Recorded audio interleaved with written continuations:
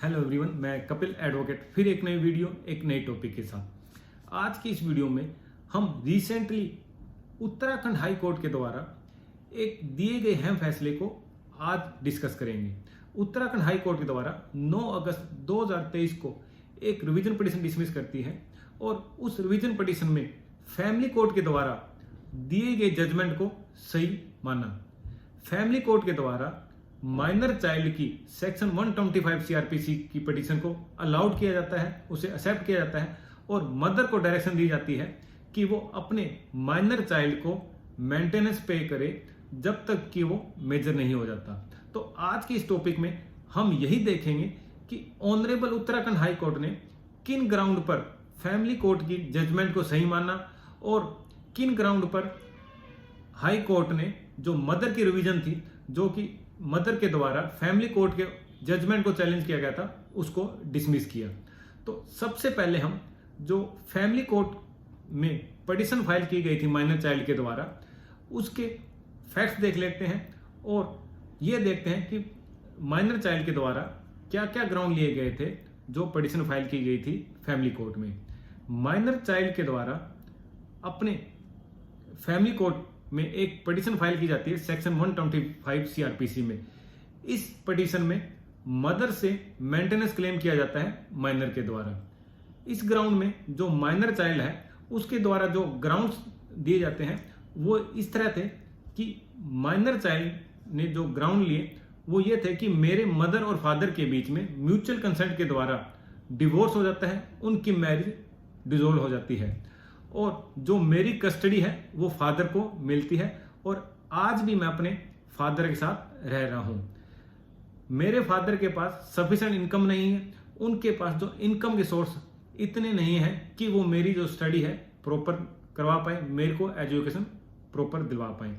जबकि मेरी मदर एक गवर्नमेंट टीचर है, इसलिए मेरी पिटीशन को अलाउड करके उनको डायरेक्शन दी जाए कि मुझे मेंटेनेंस पे करे।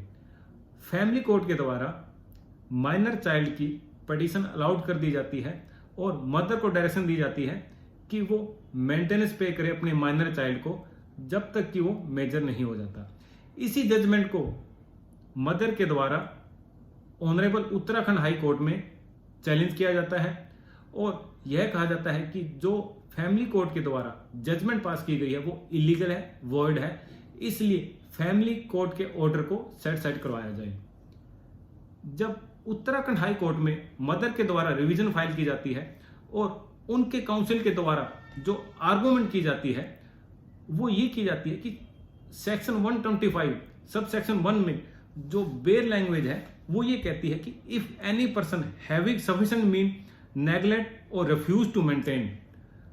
जो मदर के काउंसिल थे उन्होंने ये कहा कि जो एनी पर्सन है, इस एनी पर्सन में सिर्फ जो मेल है वो ही इंक्लूड होगा, इसलिए सिर्फ फादर की लायबिलिटी है, मदर की लायबिलिटी नहीं हो सकती सेक्शन 125 सीआरपीसी में, क्योंकि एनी पर्सन में सिर्फ मेल ही फॉल करता है, फीमेल फॉल नहीं करता।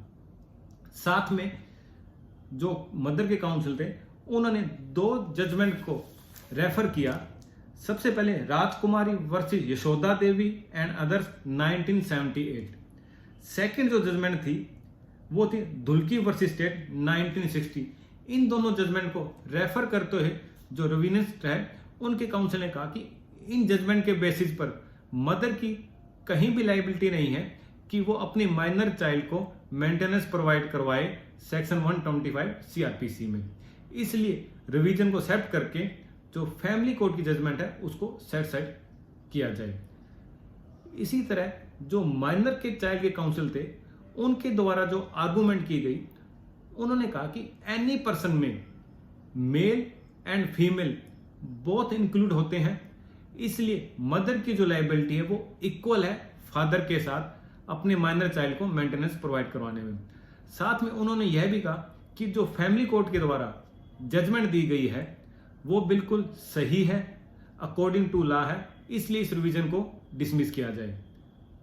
ऑनरेबल उत्तराखंड हाई कोर्ट ने दोनों काउंसिल की आर्गुमेंट सुनने के बाद डिटेल में एक ऑर्डर दिया और इस ऑर्डर में, इस जजमेंट में हर लॉ पॉइंट पर अपनी जो वेरियस जजमेंट थी उनको सुनाया और यह कहा कि जो फैमिली कोर्ट का ऑर्डर है वो बिल्कुल प्रॉपर है, अकॉर्डिंग टू लॉ है।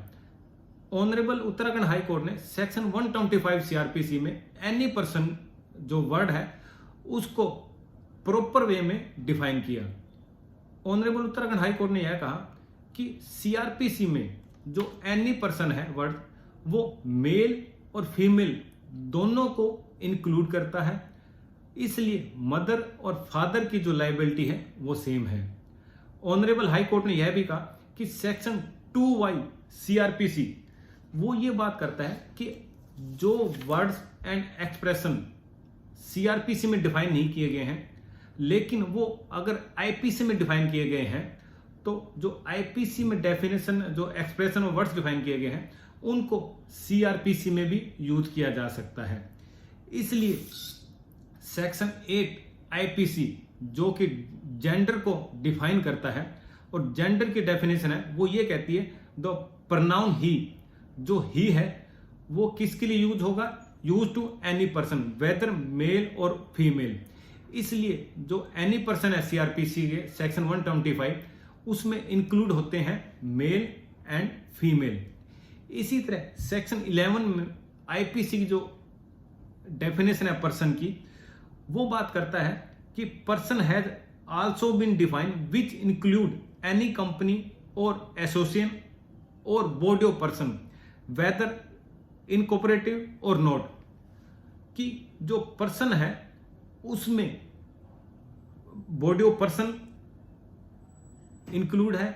इसलिए सेक्शन 8 एंड 11 के अकॉर्डिंग जो कि आईपीसी में डेफिनेशन दी गई है वो एनी पर्सन को डिफाइन करती है। एनी पर्सन जो है उसमें male and female both include होंगे अकॉर्डिंग टू सेक्शन 8 आईपीसी, और जो आईपीसी की डेफिनेशन वर्ड और एक्सप्रेशन है वो सीआरपीसी में भी यूज किए जा सकते हैं।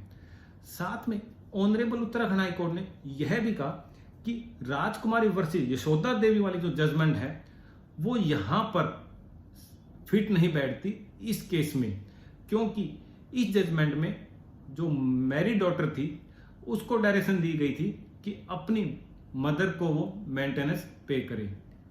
इसलिए इस जजमेंट का इस रिवीजन में कहीं भी यूज नहीं हो सकता। सेकंड जो जजमेंट दी गई थी मदर के काउंसिल के द्वारा धुल्की वर्सेस स्टेट, वो जजमेंट भी इस रिवीजन के लिए इस केस में फिट नहीं बैठती, क्योंकि ये जजमेंट ओल्ड लॉ जो कि ओल्ड सीआरपीसी सेक्शन 488 को डिफाइन करती है। सेक्शन 488 क्लोज 6 सीआरपीसी जो कि वर्ड यूज करता है हस्बैंड एंड फादर, जो कि हस्बैंड एंड फादर की लायबिलिटी के लिए बात करता है मेंटेनेंस के लिए। लेकिन आज के टाइम में हम करंट सीआरपीसी के सेक्शन 125 की बात कर रहे हैं एंड 126 की बात कर रहे हैं, जो कि सेक्शन 126 सीआरपीसी बात करता है procedure. Section 126 close sub section 1 बात करता है proceeding under section 125 may be taken against any person. तो सेक्शन 126 सीआरपीसी में भी एनी पर्सन वर्ड यूज किया गया है। इसलिए जो प्रोसीडिंग है सेक्शन 125 की माइनर चाइल्ड के मेंटेनेंस के केसेस में वो मदर और फादर के दोनों के अगेंस्ट हो सकती है। इसलिए मदर की भी लायबिलिटी है मेंटेनेंस के लिए माइनर चाइल्ड के केस में।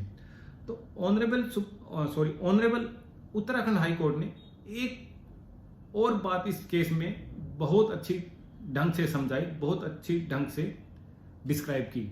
ऑनरेबल हाई कोर्ट ने कहा कि जो सेकंड जजमेंट दी थी धुल्की वाली वो ओल्ड सेंचुरी की बात करती है, जबकि आज के टाइम में हम 21 सेंचुरी में हैं, 21st सेंचुरी की हम बात करते हैं।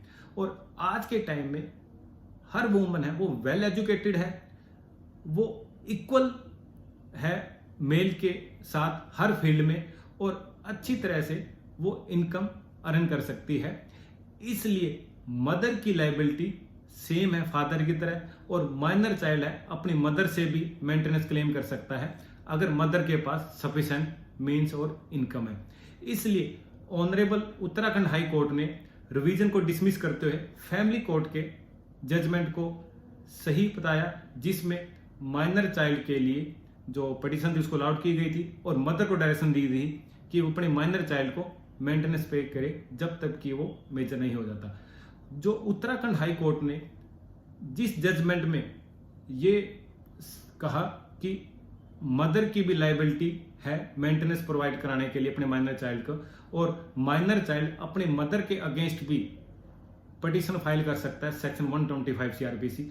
उस जजमेंट का नाम था श्रीमती अंशु गुप्ता वर्सेस अद्वैत आनंद एलियस देवांश, जो कि 9 अगस्त 2023 को ऑनरेबल उत्तराखंड हाई कोर्ट ने अपने इस जजमेंट में डिसीजन दिया था। तो आज की इस वीडियो में हमने यही देखा कि ऑनरेबल उत्तराखंड हाई कोर्ट ने फैमिली कोर्ट के डिसीजन को सही माना, फैमिली कोर्ट की जजमेंट को सही माना कि माइनर चाइल्ड है वो अपनी मदर से भी मेंटेनेंस क्लेम कर सकता है अगर मदर के पास सफिशिएंट मीन्स है, सफिशिएंट इनकम है। तो आज के लिए यही हमारा टॉपिक था। जल्द ही मिलते हैं एक नए टॉपिक के साथ, एक नए वीडियो के साथ। आपसे हमेशा की तरह एक रिक्वेस्ट कि अगर आपने अभी तक मेरे चैनल को सब्सक्राइब नहीं किया है तो मेरे चैनल को सब्सक्राइब कर दीजिए, बेल बटन आइकॉन को ऑन कर दीजिए कि फ्यूचर में जब भी आपके पास नोटिफिकेशन आए मेरी नई वीडियो का तो आप जल्द से मेरी वीडियो देख पाएं। Thank you.